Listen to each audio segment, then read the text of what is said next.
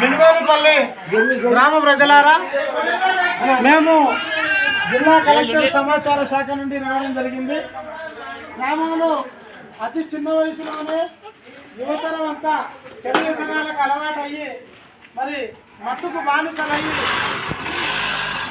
మరి వాళ్ళ అందమైన జీవితాన్ని బాగు చేసుకుంటున్నారు. కాబట్టి ఈ విషయాల పట్ల జిల్లా కలెక్టర్, జిల్లా ఎస్పీ గారు మరి డిపిఆర్ఓ గారి ఆదేశానుసారంగా ఈ గ్రామానికి వచ్చి ఈ యాంటీ డ్రగ్స్, కొకైన్, గంజాయి లాంటి ఈ అంశాల పట్ల పాటల ద్వారా, మాటల ద్వారా మీకు వినిపించేందుకు ఈ గ్రామానికి రావడం జరిగింది.